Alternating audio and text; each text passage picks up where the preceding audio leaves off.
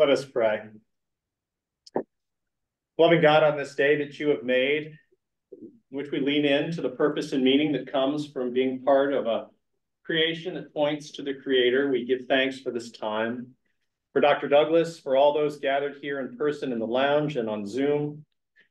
May our time as we give thanks for our tradition, for our calling, for the hope of our faith, may be real in heart and mind today. In Christ we pray. Amen. Amen.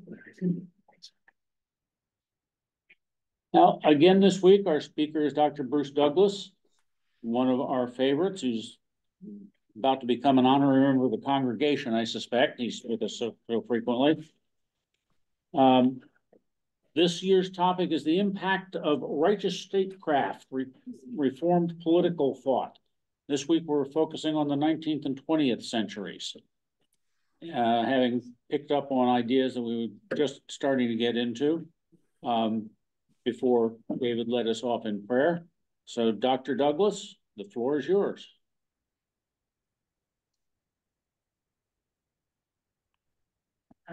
Hold on. You got yourself on mute. You're muted. Unmute yourself, Dr. Douglas. Can you hear me? There you go. Great. Couple of introductory remarks. I'm talking about the Reformed Protestant tradition. There are, of course, other Reformed traditions like Reformed Judaism. Talking about the Reformed Protestant tradition. It is a tradition of 500 years in duration. The foundations were laid at the beginning of the Reformation in the 1520s. The middle figure there was somebody called Zwingli, well before Calvin comes on the scene. So for 500 years, there has been this tradition. It includes Presbyterians, but also Congregationalists, and a large swath of people across the globe who identify with, participate in churches that have the word Reformed in them, like Dutch Reformed and French Reformed and Hungarian Reformed and so forth. So Reformed tradition is what we're talking about here, a wider, so we say more inclusive category than just Presbyterian. There are roughly about 75 million Reformed Protestants today in the world, people who identify with Reformed churches, and they congregate together in something called the World Communion of Reformed Churches, with its headquarters in, you guessed it, Geneva. I'm talking about the political aspect of this tradition, which is a very important part of it. Not all Christian traditions have a very strong and active engagement with public life. Indeed, there are some Christian traditions, I think, for example, of the Anabaptists at the time of the Reformation, who actively resisted political involvement on the grounds that it was somehow problematic for Christians to get involved in the, shall we say, the ethical challenges of public life. But the Reformed tradition has held all along that politics is an important extension of, or a part of, if you will, Christian discipleship. And indeed, very often, Reformed speakers have said, Reformed clergy and theologians in particular have said, Calvin said this, that public life should be understood as a calling, even a high calling. And he went on to characterize the magistrate as somebody who is exercising a ministry, Those are very, very sort of lofty ideas about public life. I'm talking about one particular part of one very, you might say, small segment, but a very important segment in this series of the story of the ongoing development of Reformed thinking about public life. And that is a period which runs from the mid-1800s through the early 1900s. Let me say that again, try to get that focused in our minds. If I were in a classroom, I'd write that up on the board. Mid-1800s through early 1900s. Roughly the period, let me give you some dates here. Roughly, this is a period between the French Revolution, the American Revolution on the one hand, and the Russian Revolution on the other hand. 1776, 1789 at one end of the spectrum, and 1917 at the other end. It's appropriate to think of the of the First World War and the and the Russian Revolution, the Communist Revolution, if you will, as bookends for the framing of the time period here. It's also a period in which the American Civil War takes place. Last week, I talked about the response of people in this tradition, both in this country and abroad. To keep in mind that it has an enormous list of important contributors from Western Europe. Last week, I talked about their response to the challenge of struggles in the 19th century in one country after another over the meaning of democracy, who to include in the electorate. And I talked about the struggles over three particular groups who were asserting their right to be involved in public life when it was not taken for granted. One, of course, was lower class men, working men in particular. Second was women, and a third, people of color. Now, today I want to talk about a quite different topic, although these are all things are interrelated. And it's one that I think I've never discussed before. I've never touched on this before in my presentations at Bradley Hills, and that is political economy. Let me say it again, political economy, or the nexus between politics and economics. So we're talking today about broadly what is characterized as economic policy, if you will, on the part of governments, economic policy on the part of government, which becomes a big, big topic, a terribly important topic in this period that I've characterized for you because of two developments. And I want to underscore these before going any farther. In this period, you have two, what sometimes are characterized even by historians as revolutionary developments in the area of political economy. One is the creation of a modern market economy, or I should say in some parts of the world, the creation of a modern market economy, which then, of course, gets extended into the wider world in the earliest manifestation of what might be characterized as capitalist globalization. That's the first thing, the creation of a modern market economy. And then the twin of that, and I want to stress that these are two separate things, the emergence of political economy as a discipline, as a way of thinking. There has not always been economics. There has always been economic philosophy, going all the way back to Aristotle, if not before. But economic philosophy is a different thing from economics. And those of you who studied economics, I'm sure, can relate to that difference. The economics, as it begins to emerge in the latter part of the 18th century and on into the 19th century with figures like Adam Smith, David Ricardo, Malthus, others that could be mentioned, and in a different way, I would say, by Karl Marx, who also thinks of himself as part of this tradition.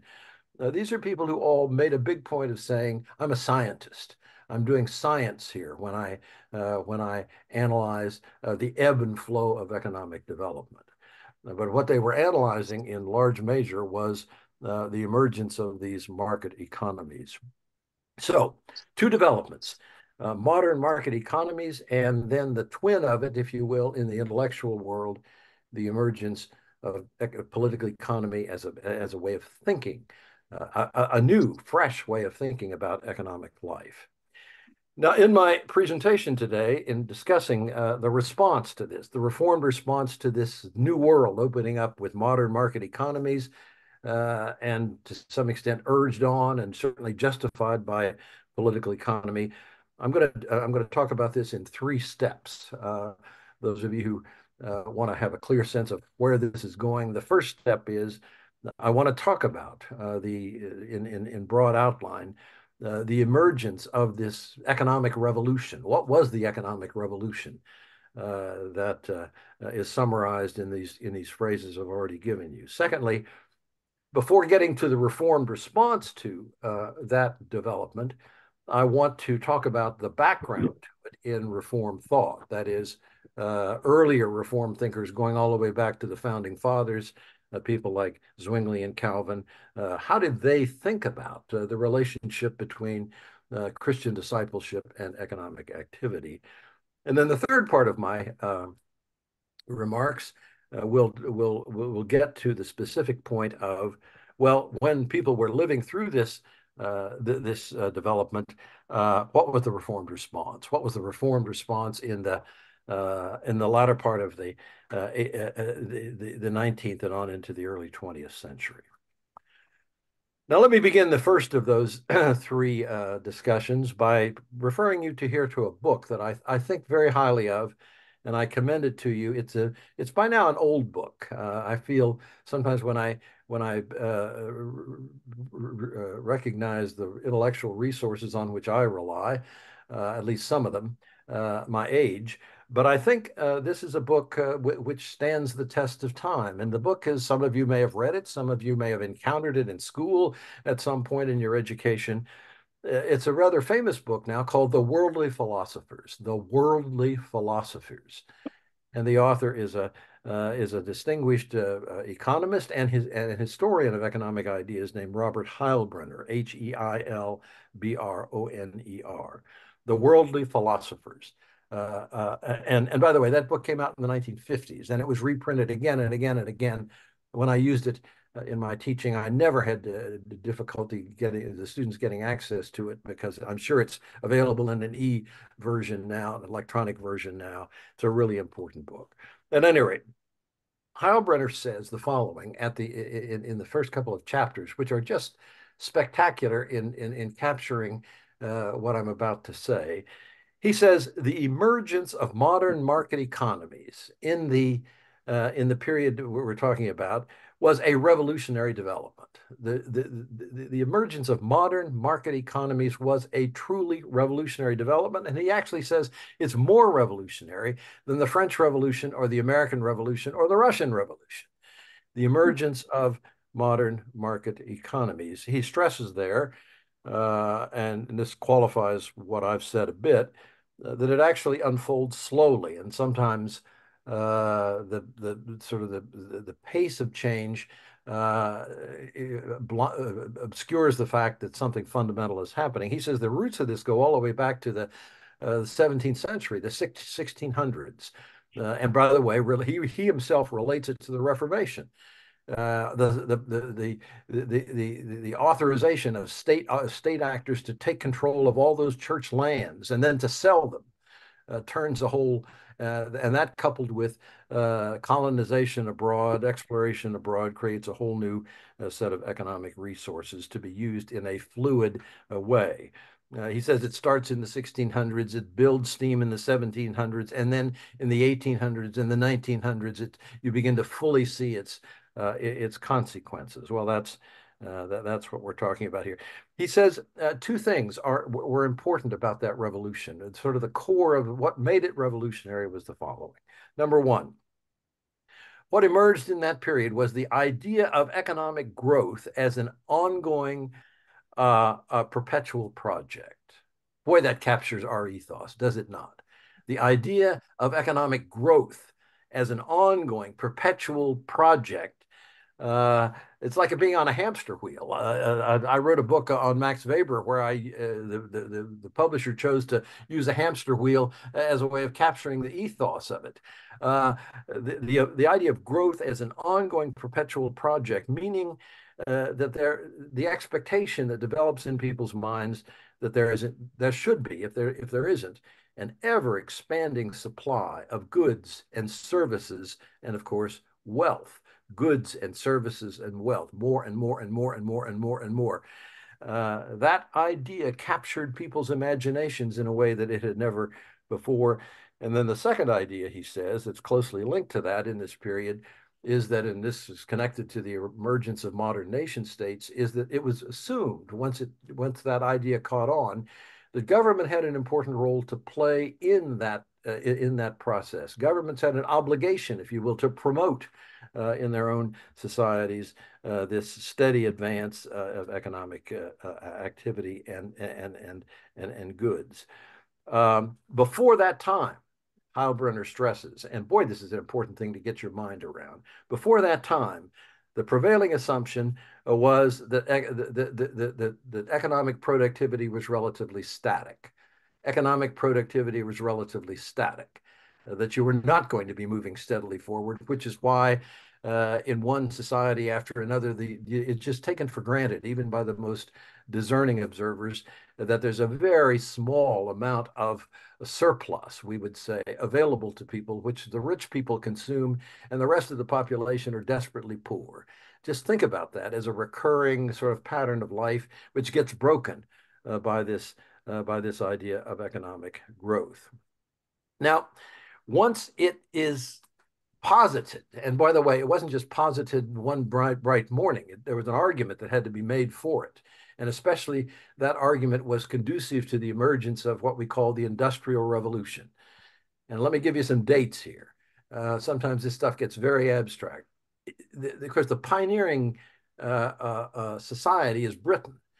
It's the pioneer in the Industrial Revolution and sort of the heart of the Industrial Revolution in Britain, which transforms that from an agricultural society to an industrial society, happens in about 75 years. From roughly 1775, coincidentally, the time of the American founding, up through 1850, about 75 years. Hey, what a coincidence! How about that? About 75 years. Now, coincidence. Once that idea is sort of beginning to sink into people's minds and it becomes politically relevant, there's a great debate that breaks out. And to me, it's just fascinating that this debate still echoes today. The debate is this: if we decide that economic growth is what needs to happen, and people in ministries, small ministries by our standards, ministries of government, at court and so forth, are beginning to think about this and worry about it and compare their performance to other countries, two different strategies emerges about how to pursue it. And those of you who read at all, say the popular press about these matters, will immediately sense what I'm sort of the relevance of what I'm saying. One of the strategies, and the more popular strategy on the continent of Europe, was mercantilism. And the opposite of that, the enemy of it, the opponent of it, was what, of course, eventually becomes capitalism, but that term has not really been invented yet. It's just the proponents of free trade, breaking down the barriers between nations. Adam Smith is the great proponent of this. The Wealth of Nations, his great book, published interestingly in 1776. The Wealth of Nations is about breaking down trade barriers so that there can be a free flow of goods and wealth and capital sort of between nations. Mercantilism was just the opposite. Mercantilism was protectionist.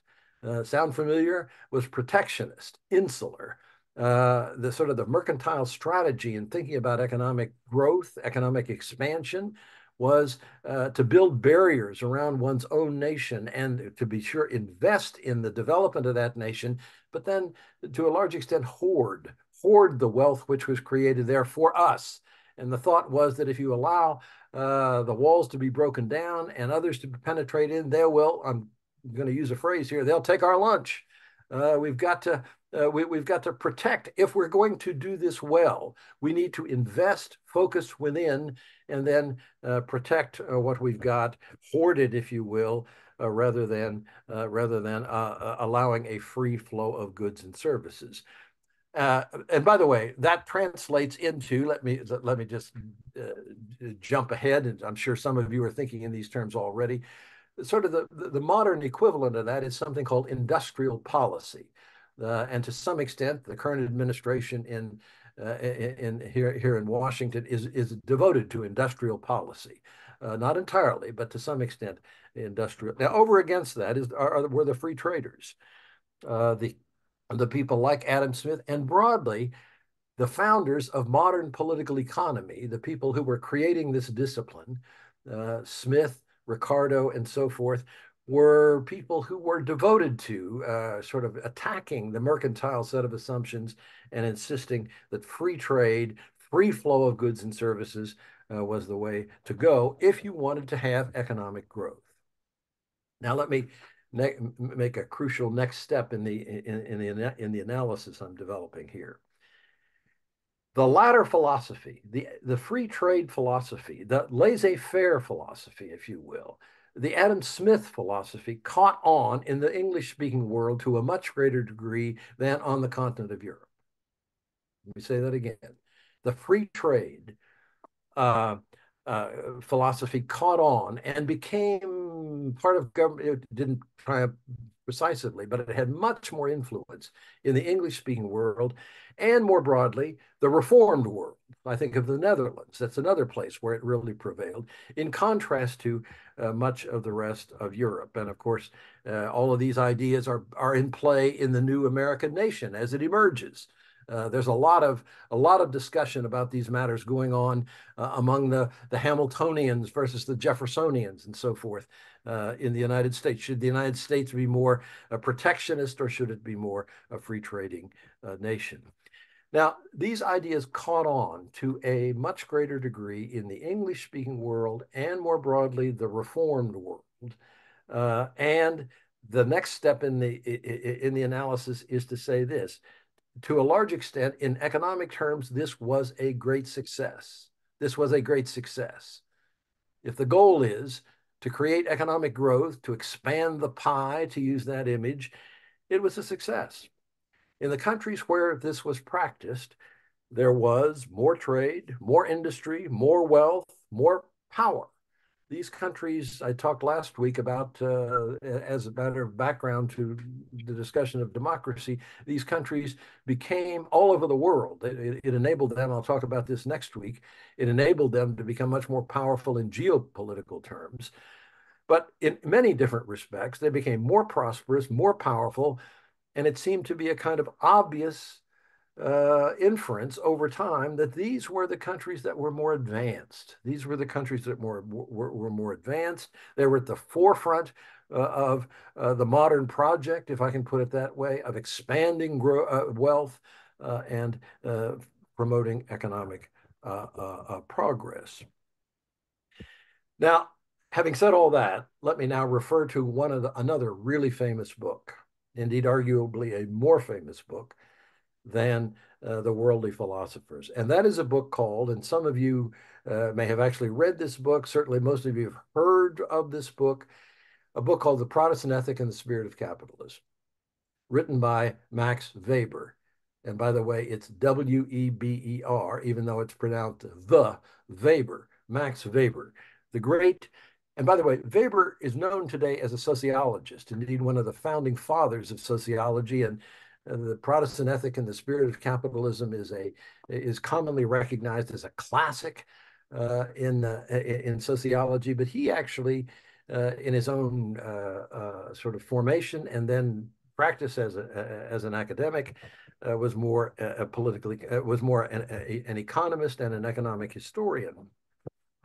In the Protestant Ethic and the Spirit of Capitalism, Weber, who's very interested in the question of what is the relationship between this this kind of modern economic development that's taking place, what is the relationship between that and the Protestant Reformation?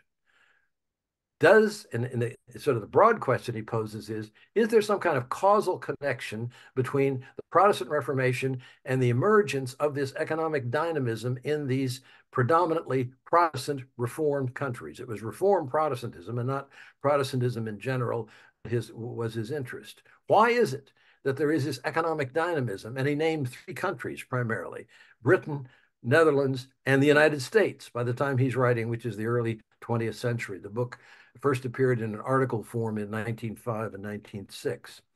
Now, Weber, because he's a sophisticated thinker, doesn't quite make a causal claim, but what he makes is a kind of kissing cousin to a causal claim, and it's this. He says, it seems to be the case that there is an affinity, I love that word, an affinity between Reformed Protestantism and market economies. Let me say that again. There seems to be an affinity, a sort of kinship between Reformed Protestantism and modern economies. And by the way, he said, not just in passing, but made a point again and again by saying, unlike Roman Catholicism, unlike Roman Catholicism. He said, there's a reason why increasingly Roman Catholic countries, he talked about Latin America, he talked about Latin Europe, He said, there's a reason why these Latin countries, which are predominantly Roman Catholic in their religion, are lagging behind in the great modern project of pursuing economic growth. Now, I'm somebody who is a big fan of Max Weber, and I agree with that general claim. But now and here I move to the second stage of my analysis. I want to complicate the picture that creates. The basic point he made was valid, and it conformed a lot to the historical evidence, and it helped to explain important things. But at the same time, the picture that it creates in people's minds, and by the way, once people knew that I was a Protestant at Georgetown, again and again, I would be peppered, especially a Protestant with the sort of intellectual interests I have, I would be peppered with questions from people. Well, do you agree with the Weber thesis? Do you agree with it precisely? What did Weber say? And so they were very interested in knowing my view of this, given the fact that Weber draws this very sharp contrast between Reformed Protestants, not so much Lutherans, who he thought were more conservative on a lot of issues than Reformed Protestants. What did I think about this contrast that he drew between Reformed Protestants and Roman Catholics? Now, let me complicate the picture that Weber paints. It's important for you to understand this, given the fact that I'm ultimately talking here about the history of Reformed Protestant thought. I want to complicate it in the following way. The first complication is this. The founders of Reformed Protestantism, 16th century figures, Zwingli, Calvin, Beza, Knox, a whole series of people I can mention, were not very interested in economic growth. They were not very interested in economic growth. I once joked, these guys were not part of the Chamber of Commerce of Geneva. They were not part of the Chamber of Commerce of Zurich. If anything, if there had been at the time a Chamber of Commerce of Zurich, there wasn't, of Geneva, the Chamber of Commerce would not have been particularly pleased with what they heard at the pulpit there in St. Peter's in Geneva, Calvin holding forth. Why? Because not only was Calvin not a great fan of economic growth, he was actually apprehensive about economic growth. And the reason for that is very simple when you think about it. The New Testament in particular, not so much the Old Testament, but the New Testament is filled with warnings about mammon, God versus mammon. What is mammon? Sort of excessive preoccupation with economic goods and activity. God versus mammon. Can't serve two masters. You serve mammon, you're not going to serve God.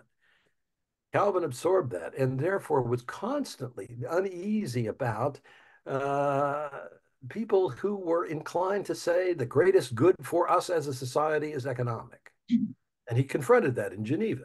Geneva was, ironically, in the time of the Reformation, a flourishing community, in part because it had all these refugees coming in. These refugees coming in mainly from France, but not just France, who were gifted and productive. They had skills. And they engaged in economic activity, which on the whole contributed to a kind of economic dynamism. Even in the midst of the great political and military struggles of the Reformation, there was dynamism in that community and others. And that worried Calvin. And Calvin constantly warned against. Even as you make money, he said, it's important not to give your soul to that. So that's the first thing.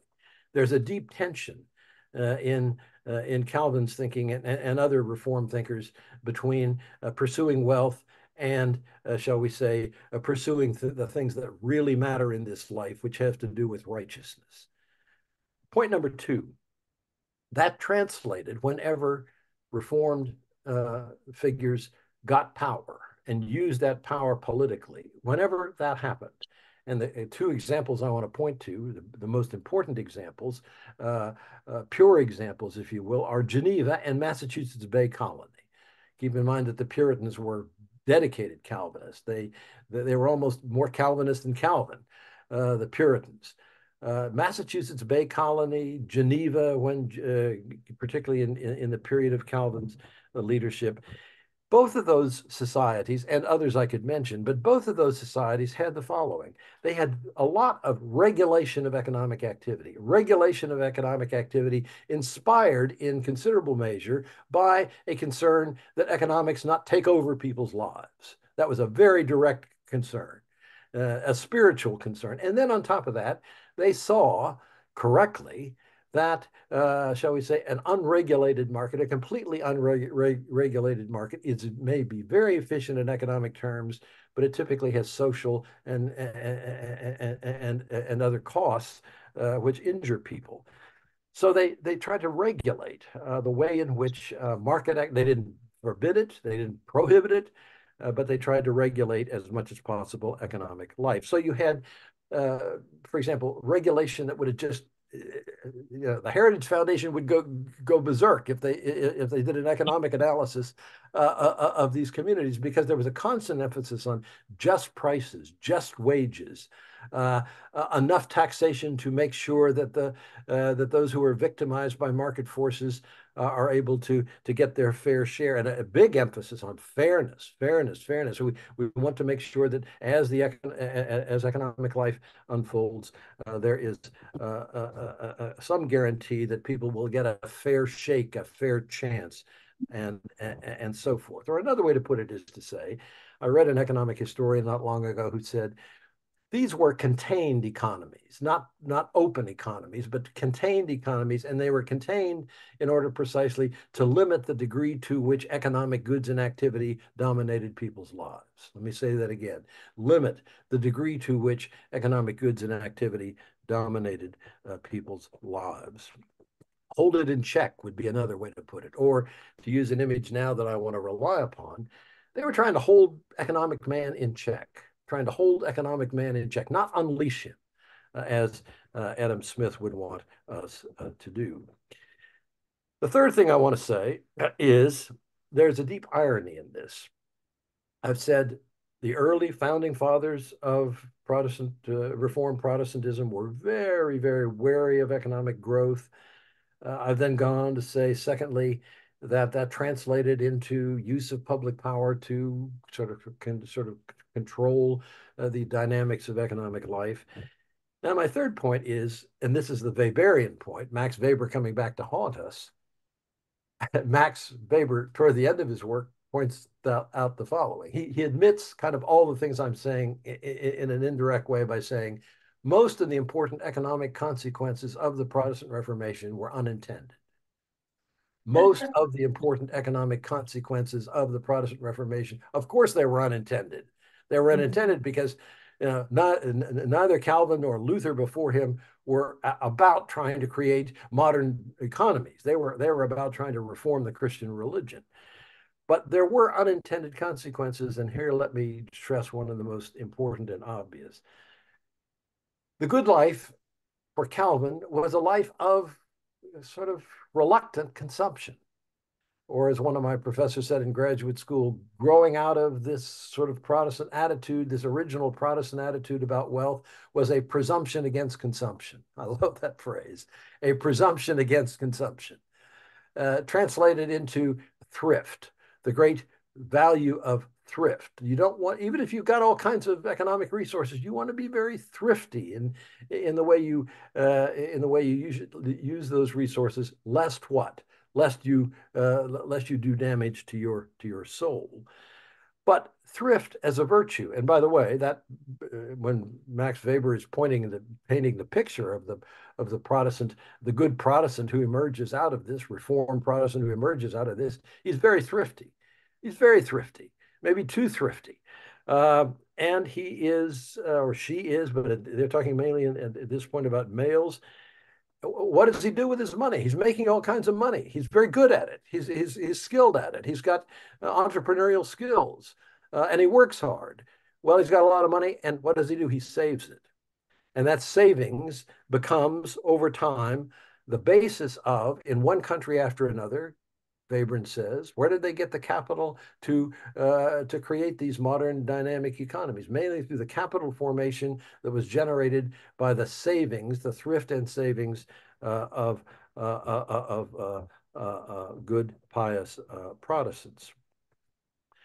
Now, what happened in the latter part of the 18th century and on into the 19th century was the following. The constraints that had been imposed culturally and politically on economic activity in Protestant countries, in Reformed countries, the constraints began to break down.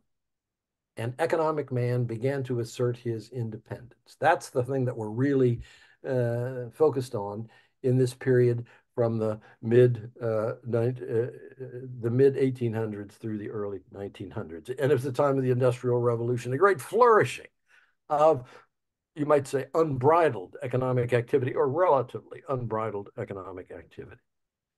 Now, with 10 minutes to go, or roughly 10 minutes to go, I finally get to the main topic, which is, well, what was the Reformed Protestant response to this development? Once, you might say, economic man has been unleashed, how did they respond? I want to distinguish two traditions, two different kinds of responses, because they were quite different. These people that I'm going to be discussing in the next few minutes are very much Reformed Protestants, but their reaction to this new phenomenon, this unleashing of economic man and all that came with it, took two quite different and to some extent opposed forms. I want to talk about just a couple of figures to give you some names to hang this argument on. I want to talk first of all about a very famous and important figure in the history of the Church of Scotland named Thomas Chalmers, Chalmers. He was one of the leaders of the church in the 19th century. Apparently, a very, very eloquent preacher. Literally, thousands of people would flock to Edinburgh to hear him preach. And he also was a social reformer and somebody who very much had the ear of important public figures, including the British Prime Minister. He was a very, very influential figure in his time, but a clergyman. And here's the remarkable thing about him. He was a clergyman who took a very serious scholarly interest in political economy. Think David Gray as economist. But not just David Gray who thinks about economics. David Gray who takes enough interest in the topic to write books about it. This man taught at the University of Edinburgh, as well as preaching in a pastorate. Sometimes when I read about him, I wonder, did he ever sleep? I mean, it was just incredible. All these, this activity going on. He wrote a very important book in political economy. It's not a theologian's book, it's a political economy book called On Political Economy. And by and large, what this book is it's just an unqualified embrace of Adam Smith and all that Adam Smith represents. He's over and over again, he states flatly things like there are laws of economics, supply and demand. You either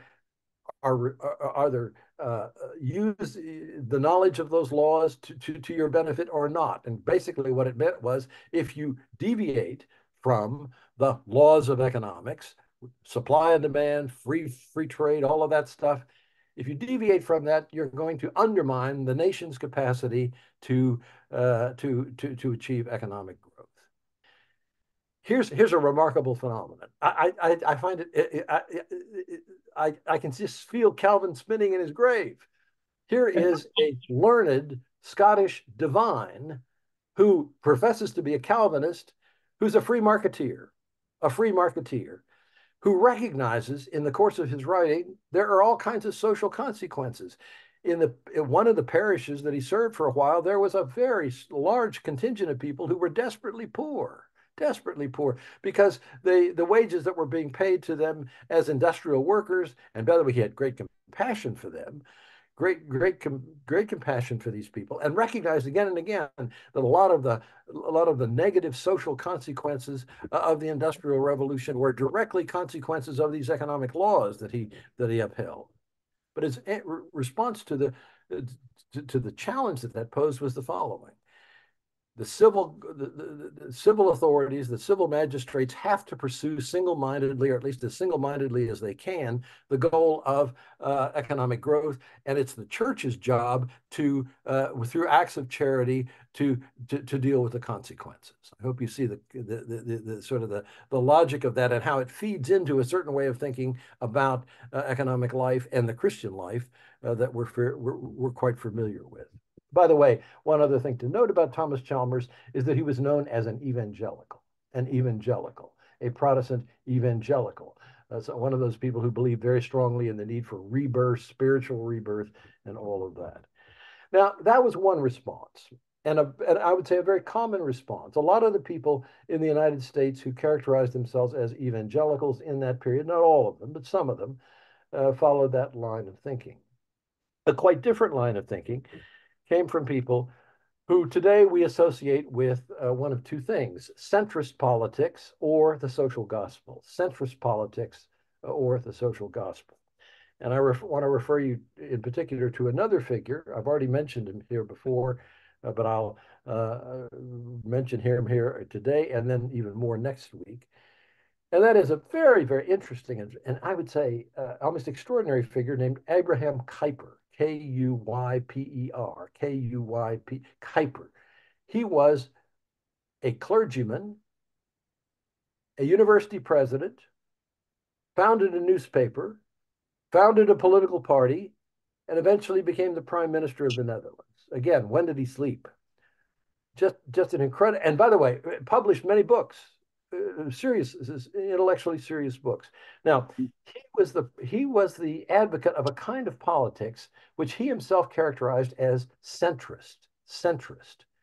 And what centrism center in relation to what? Well, the extremes. And that was, he thought the free market was one way of thinking about politics, which he about economics, with which he disagreed, at least as a sort of pure position. And then emerging in this era, and I want to stress, it emerges in this era and not before, you begin to have, starting around the 1860s and moving even more strongly into the next century, people who call themselves socialists, and eventually people who call themselves communists. And of course, they have another entire strategy for regulating economic life. Now, Kuyper's view was that political power needed to be used to moderate the effects of the free market. Let me say that again. Political power needed to be used to moderate the effects of the free market, and therefore he was a proponent of what sometimes is characterized as centrist politics when it comes to political economy. And he thought, once again, it's fascinating to think about the sort of interpretive issues involved in that was more in keeping with the spirit of the New Testament, he said, than the kind of thinking which Chalmers represented. And out of that flows a very important, he's the Protestant version of it, there's a Catholic version. He's a proponent of something that eventually comes to be known as Christian democracy, which plays a very important role in European politics. Again, a kind of politics of the center. Two final comments and then I'll stop. In none of these people do you have, as far as I can find, no reform thinker of any consequence in the period we're talking about is an outright opponent of the free market. Is an outright just a proponent of what now we think of as capitalism. Nobody is saying the capitalism and the economic dynamism that it produces is a bad thing. That having been said, I want to stress the Roman Catholic response was pretty close to an unqualified negative. Unlike the Roman Catholics, who at this point are treating the emergence of this market dynamism, this market market dynamism as the work of the devil. It is only in the next century that Roman Catholics begin to accommodate themselves to this new way of thinking, but on the whole, they are severe in their criticism of it. Not so Reformed Protestants, who take a kind of qualified, or even in some cases enthusiastic, positive, have a qualified or or even enthusiastic approval of it. The last thing I want to say, the final point, is this. I've already mentioned very briefly in passing that this is the era in which people start calling themselves socialists. Big surge, as a matter of fact, especially in Germany, France, on the continent of Europe, but even in Britain, even in the United States, interestingly enough. There are in this period, keep in mind that there is a significant surge of socialist activity in the United States shortly before World War I. There are people who start calling themselves socialists, and by 1917, not before, people start calling themselves communists because of the Bolshevik Revolution. Now, that presents a very interesting intellectual and even spiritual challenge to all Christians. What's going to be, all of us are aware of literally thousands of books and articles have been written, not so much in vogue anymore, but that used to be the case. What is the Christian response to Marxism? What is the Christian response to socialism? What is, etc. Now, in this period, interestingly enough, there were people who started calling themselves Christian socialists, but they were not to be found in the ranks of Reformed Protestants. Let me say that again. In this period, there were people who began to call themselves Christian socialists. Interestingly, some of them were Methodists, some of them were Anglicans, but not Reformed Protestants, not Reformed Protestants. They, on the whole, had no good word to say about socialism or, of course, the even more extreme version of communism. I could say more, but I want to stop here and entertain questions and comments. Thank you very much, Dr. Douglas. Let's start off with a question here from John Gaffney. Or it's formed as a comment, but I think it'll lead nicely to a question. Too much thrift produces reduced consumption and a negative impact on economic growth. Yep. The balance between thrift and capital formation and consumption and demand. That's what I said. Yeah. Well, I take it that's just an invitation to comment. Yes. Yeah. Well, that's the great let me just sort of juxtapose here Christian ethics and a concern with market with economic growth.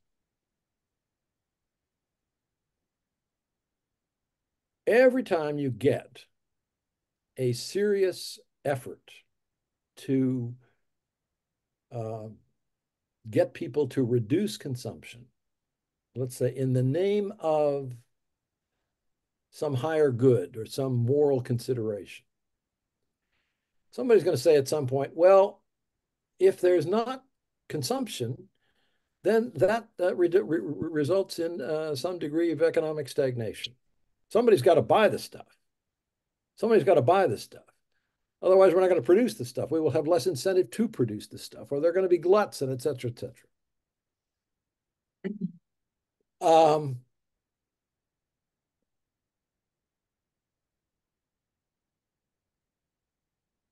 I think an economic historian would say, given that the presumption against consumption, which was spawned by, let's say, people who were serious about their religion in the Reformed tradition, and Roman Catholics as well, they could see this.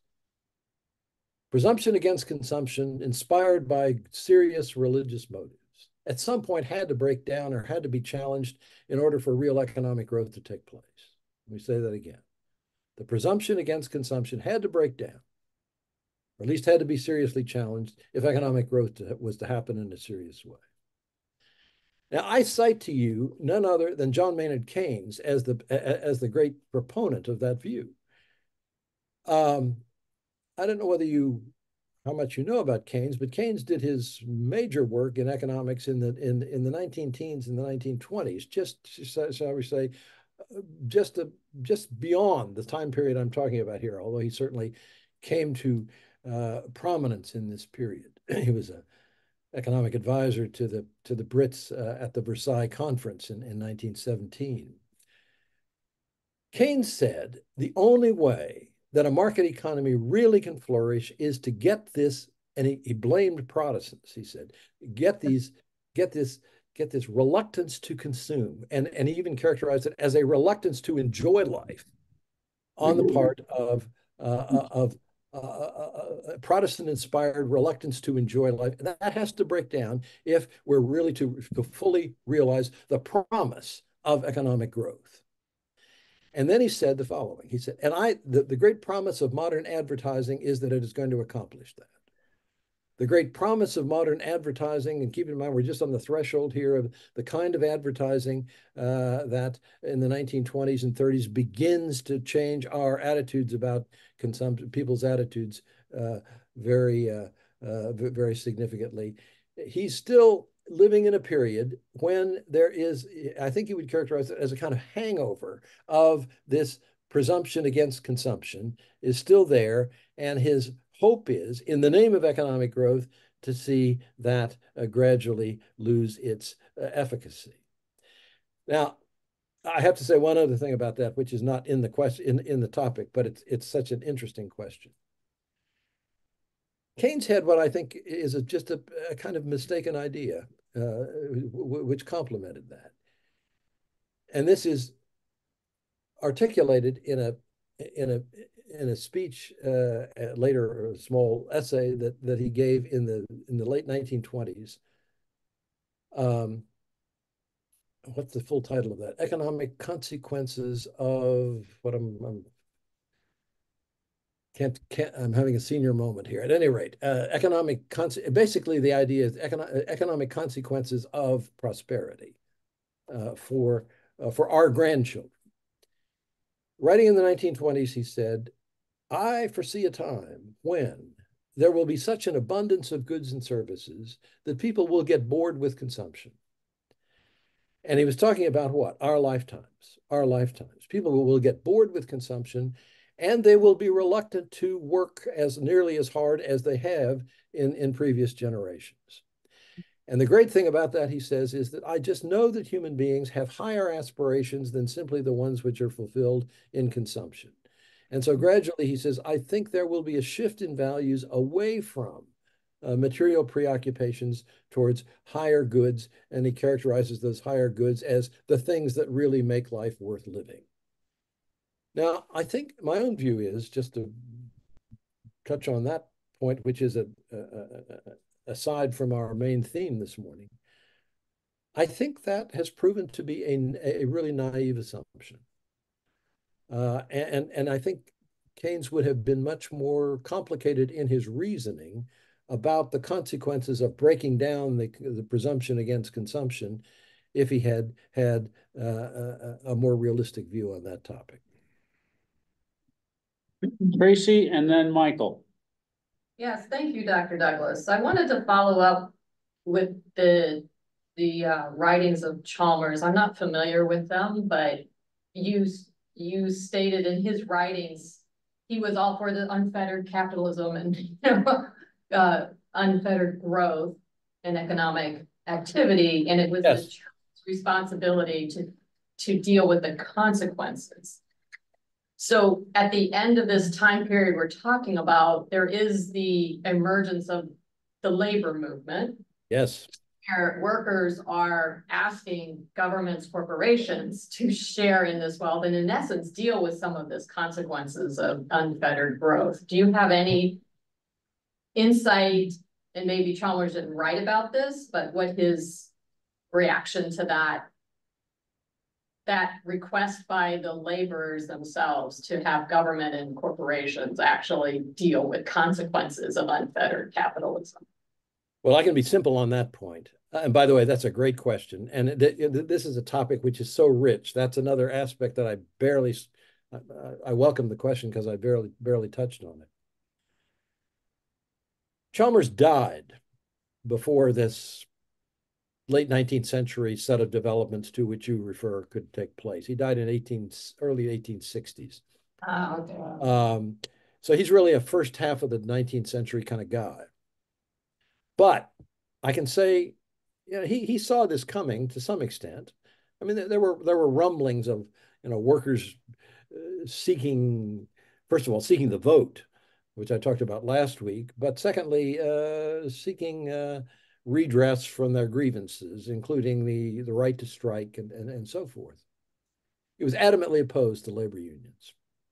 Very much in keeping with the free marketeer philosophy that this is an impediment to economic growth. This is an impediment to smart, rational use of economic resources. He felt that wages should be dictated by the rise and fall of market forces. I should say the free flow of market forces, rise and fall of prices, and so forth. So the answer to your question is that is very simply a no. And keep in mind, in the next breath, of course, he would say, and that the church's responsibility to organize all kinds of activities, all kinds of resources that will enable these people who are victimized by the market to have their basic needs taken care of. This is a sort of huge challenge for the church, and he would be eloquent on this.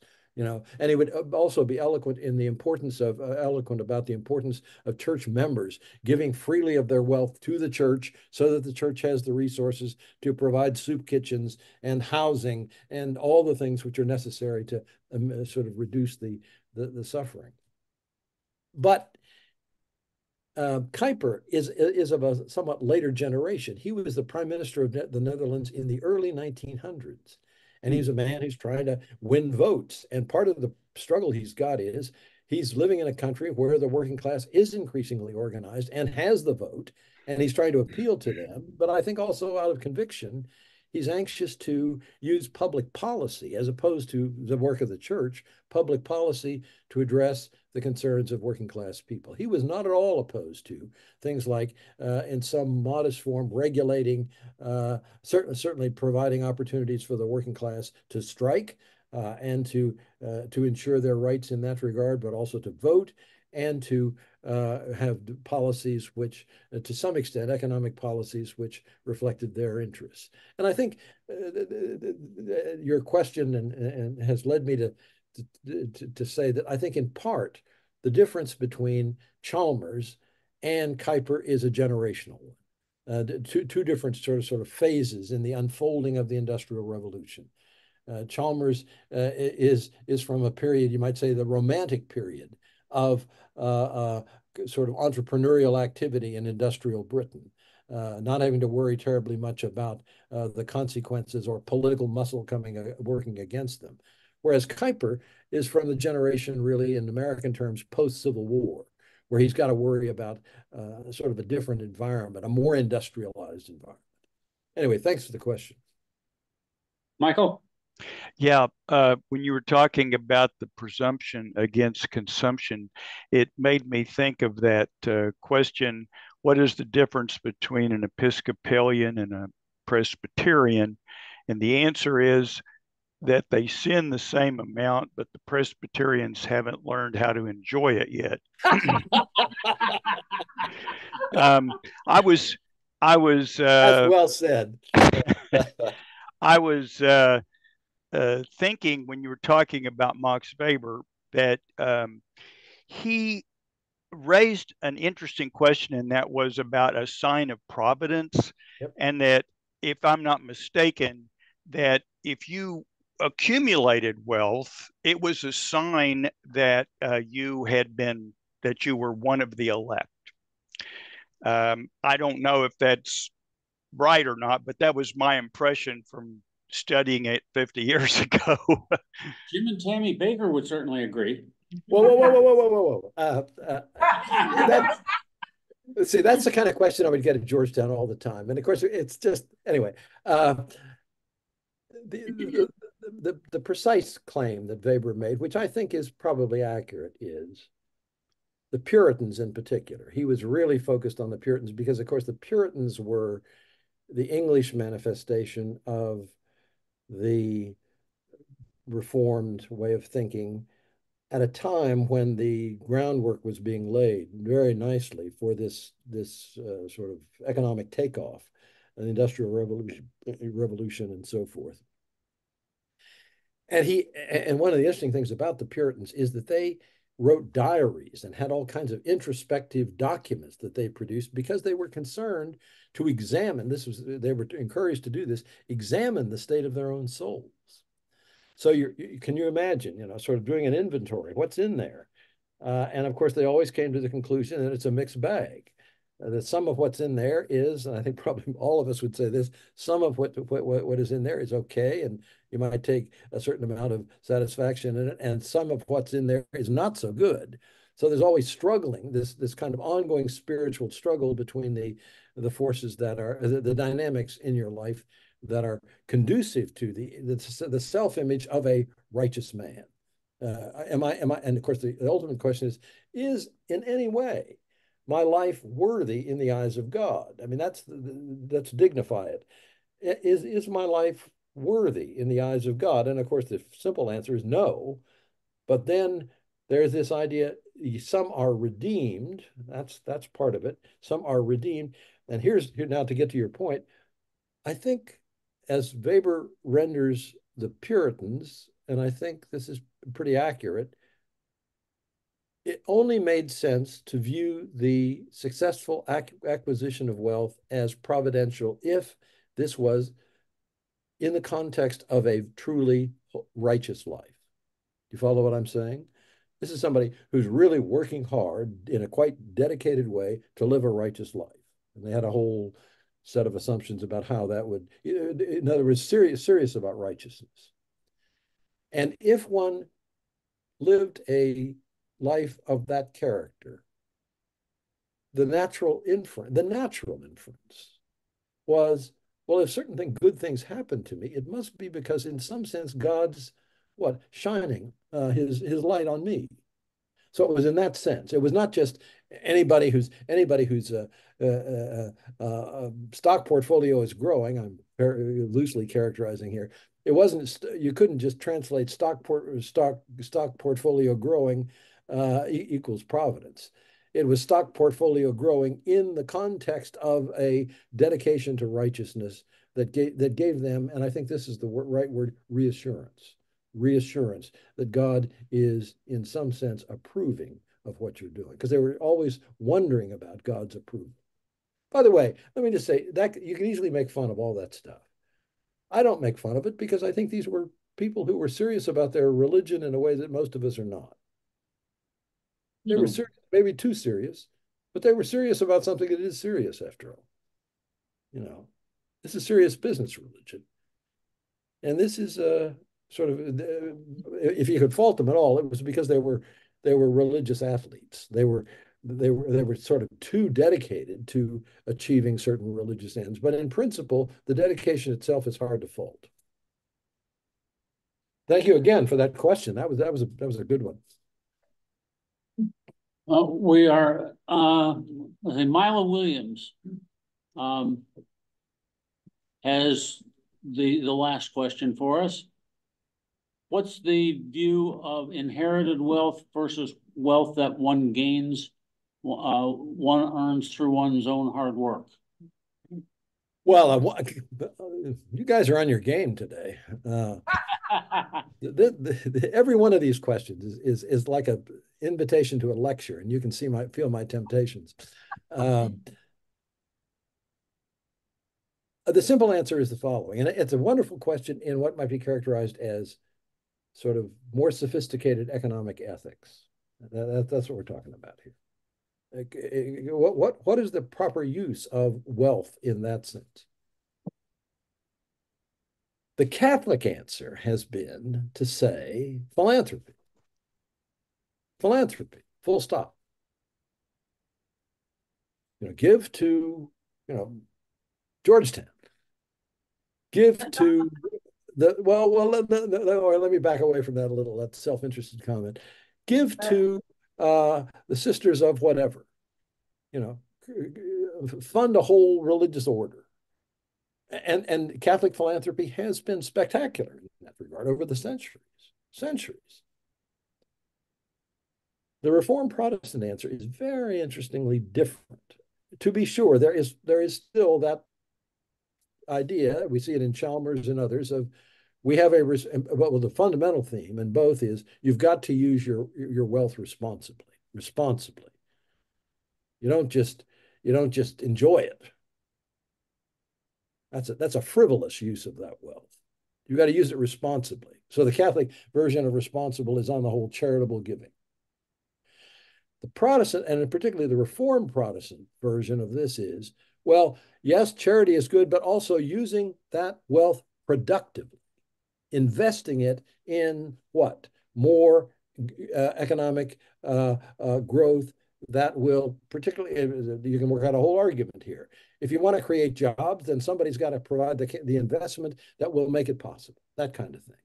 So there is in the sort of contrast between Catholics, historic contrast between Catholics and Protestants, and particularly Reformed Protestants on this issue, a very interesting window into the whole way of thinking. Thanks for that. Okay, we're running close to the beginning now of the 10:30 service, so we will see you next Sunday, same time, same Zoom Yeah, channel. you'll see me next Sunday, and we're going to talk about a really fun topic, empire.